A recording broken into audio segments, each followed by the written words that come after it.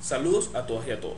Me llamo Oscar Sánchez y en conjunto con mi compañero Héctor Martínez le vamos a hablar acerca de las cadenas de Markov por medio de su teoría y de algunos ejemplos de sus aplicaciones. Para ello vamos a tocar los siguientes tópicos. Vamos a definir lo que es una cadena de Markov, la probabilidad de transición que ésta genera y la probabilidad para el estado n. Por último, se van a explicar una serie de ejemplos con cierta aplicación en la ingeniería.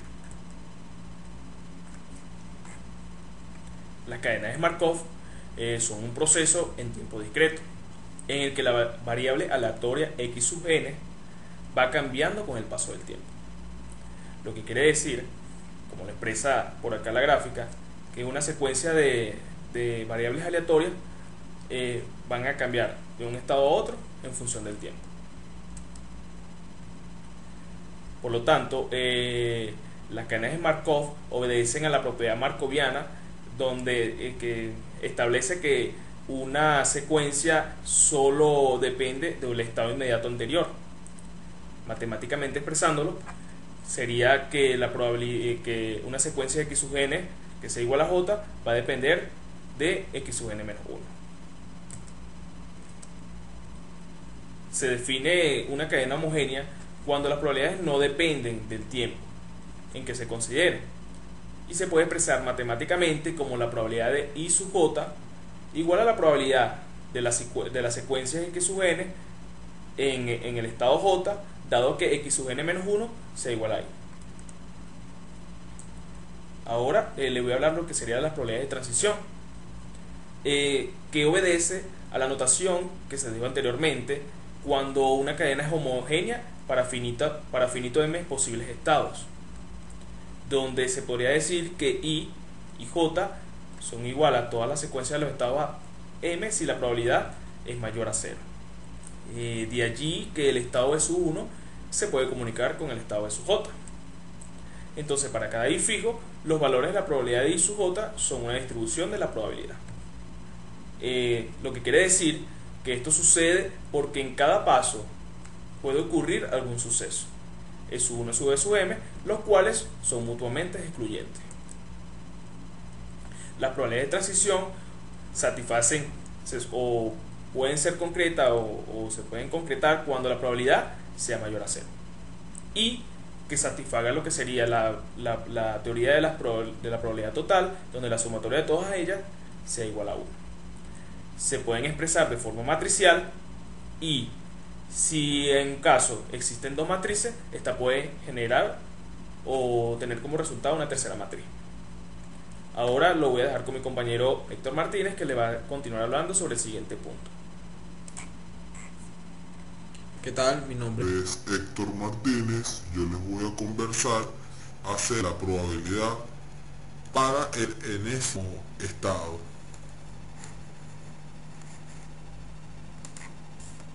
Bueno, la probabilidad para el enésimo estado consiste en la probabilidad que se tiene de llegar a un estado determinado, el cual se define como estado final, después de pasar por una cierta cantidad de pasos que, bueno, matemáticamente se representa como n, dada una distribución de probabilidad.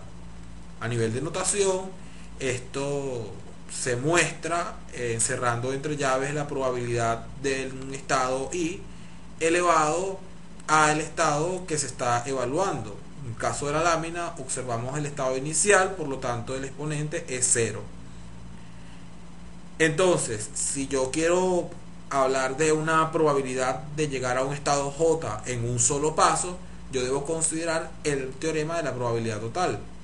Este teorema me indica que para cada evento de ese estado inicial, la sumatoria de su distribución de probabilidad debe ser igual a 1. Hay una forma de relacionar entonces la probabilidad de llegar al estado 1 dado un solo paso con la probabilidad de haber pasado por un estado inicial. Esto, por supuesto, considerando la probabilidad, o mejor dicho, la propiedad markoviana. Entonces, la probabilidad de llegar a un segundo estado dado un solo paso la puedo representar como la sumatoria de todas las sucesiones para el estado inicial por la probabilidad de llegar a un segundo estado habiendo pasado primero por un estado, digamos, inicial. Hay también alguna forma de representar las distribuciones de probabilidad en una forma vectorial.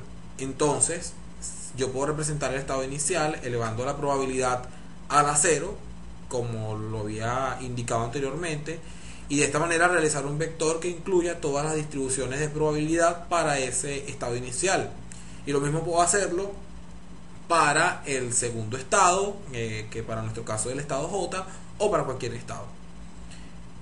Es importante destacar que estos vectores se pueden relacionar con la matriz de transición. Entonces yo vectorialmente pudiera decir que la probabilidad de llegar al estado J habiendo dado un solo paso, que sería en este caso la probabilidad elevado a la 1, me da la probabilidad del estado inicial multiplicada por la matriz de transición. Y este proceso, digamos, de comunicación entre los estados se puede relacionar entre diversos estados. Fíjense que para un tercer estado P2 yo puedo relacionarlo con el estado anterior multiplicando la probabilidad de ese estado anterior por la matriz de transición, y esto por ende me resulta que también puedo relacionar ese estado P2 con el estado P0, que es el estado inicial, y elevando la matriz de transición al cuadrado. De esta manera se observa esa característica de comunicación que les comentaba mi compañero durante las láminas anteriores.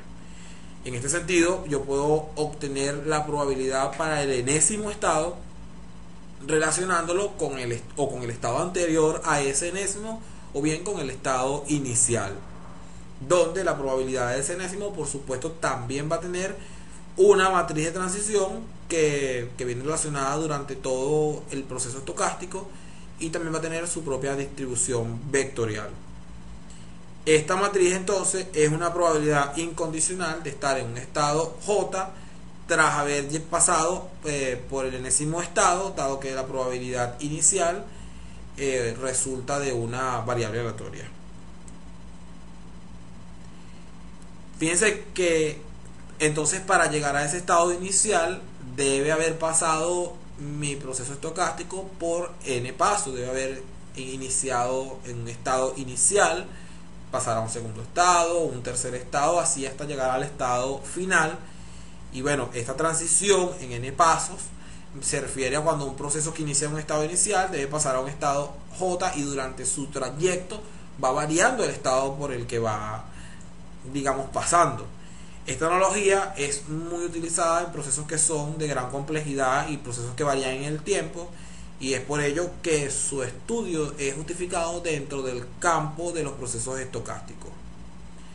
Esta transición en n pasos se puede denotar como la probabilidad de llegar al estado J tras haber pasado por el estado I elevado a la n, y es la probabilidad de que la cadena esté en el estado J después de n pasos.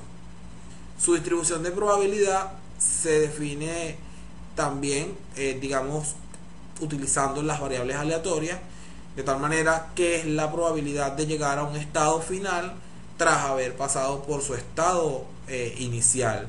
Y esto también se puede analizar desde el punto de vista de la probabilidad markoviana. A continuación vamos a referir algunos ejemplos de aplicaciones en las áreas de las telecomunicaciones, los cuales van a vislumbrar un poco acerca de la matriz de transición y de cómo suceden en realidad o cómo se pueden analizar los procesos estocásticos.